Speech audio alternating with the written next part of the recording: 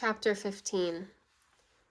Some time elapsed before I again gave a lesson in the first class. The holiday of Whitsuntide occupied 3 days, and on the fourth it was the turn of the second division to receive my instructions. As I made the transit of the square, I observed, as usual, the band of sewers surrounding Mademoiselle Henry. There were only about a dozen of them, but they made as much noise as might have sufficed for 50. They seemed very little under her control. 3 or 4 at once assailed her with importunate requirements. She looked harassed. She demanded silence, but in vain. She saw me, and I read in her eye pain that a stranger should witness the insubordination of her pupils. She seemed to entreat order. Her prayers were useless. Then I remarked that she compressed her lips and contracted her brow, and her countenance, if I read it correctly, said, "I have done my best. I seem to merit blame notwithstanding. Blame me then who will." I passed on. As I closed the schoolroom door, I heard her say suddenly and sharply, addressing one of the eldest and most turbulent of the lot, "Amalie Muhlenberg, ask me no question and request of me no assistance for a week to come. During that space of time I will neither speak to you nor help you." The words were uttered with emphasis, nay, with vehemence, and a comparative silence followed. Whether the calm was permanent, I know not. 2 doors now closed between me and the square. Next day was appropriated to the class on my arrival. I found the directress, as usual, in a chair between the 2 estrades, and before her was standing Mademoiselle Henry, in an attitude, as it seemed to me, of somewhat reluctant attention. The directress was knitting and talking at the same time. Amidst the hum of a large schoolroom, it was easy so to speak in the ear of one person as to be heard by that person alone, and it was thus Mademoiselle Reuter parleyed with her teacher. The face of the latter was a little flushed, not a little troubled. There was vexation in it, whence resulting I know not, for the directress looked very placid indeed. She could not be scolding in such gentle whispers and with so equable a mien. No, it was presently proved that her discourse had been of the most friendly tendency, for I heard the closing words, "That is enough, my dear friend. I do not wish to keep you any longer now." Without reply, Mademoiselle Henry turned away. Dissatisfaction was plainly evinced on her face, and a smile, slight and brief, but bitter and distrustful, and, I thought, scornful, curled her lip as she took her place in the class. It was a secret, involuntary smile, which lasted but a second.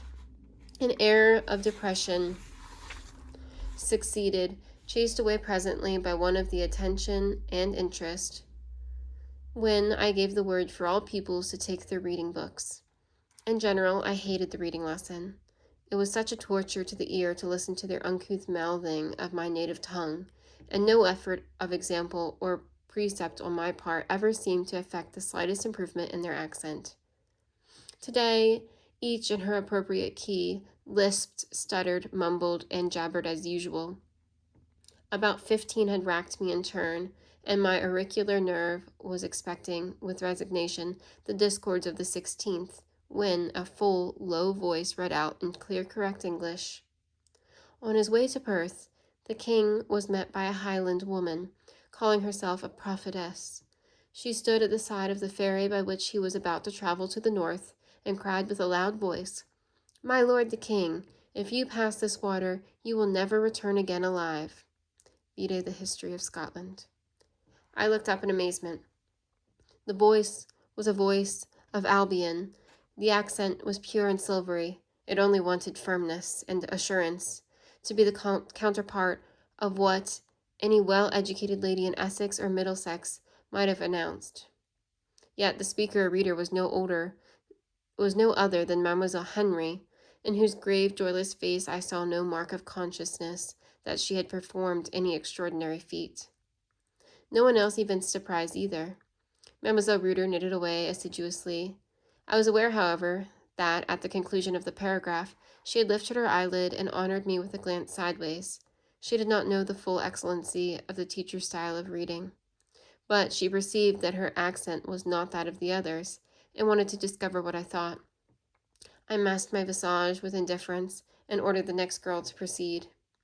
When the lesson was over, I took advantage of the confusion caused by breaking up to approach Mademoiselle Henry. She was standing near the window and retired as I advanced. She thought I wanted to look out and did not imagine that I could have anything to say to her. I took her exercise book out of her hand. As I turned over the leaves, I addressed her. "You have had lessons in English before?" I asked. "No, sir." "No? You read it well. You have been in England?" "Oh, no," with some animation. "You have been in English families?" Still, the answer was no. Here, my eye, resting on the fly-leaf of the book, saw written, "Francis Evan Henry." "Your name?" I asked. "Yes, sir." My interrogations were cut short. I heard a little rustling behind me, and close at my back was the directress, professing to be examining the interior of a desk. "Mademoiselle," said she, looking up and addressing the teacher, "will you have the goodness to go and stand in the corridor while the young ladies are putting on their things and try to keep some order?" Mademoiselle Henry obeyed. "What splendid weather," observed the directress cheerfully, glancing at the same time from the window. I assented and was withdrawing. "What of your new pupil, monsieur?" continued she, following my retreating steps. "Is she likely to make progress in English?" "Indeed, I can hardly judge. She possesses a pretty good accent. Of her real knowledge of the language I have as yet had no opportunity of forming my opinion." "And her natural capacity, monsieur?" "I have had my fears about that. Can you relieve me by an assurance, at least, of its average power?" "I see no reason to doubt its average power, mademoiselle. But really, I scarcely know her, and have not had time to study the caliber of her capacity. I wish you a very good afternoon." She still pursued me. "You will observe, monsieur, and tell me what you think. I could so much better rely on your opinion than on my own. Women cannot judge of these things as men can, and excuse my pertinacity, monsieur, but it is natural I should feel interested about this poor little girl. Poor little thing. She has scarcely any relations. Her own efforts are all she has to look to. Her acquirements must be her sole fortune. Her present position has once been mine, or nearly so.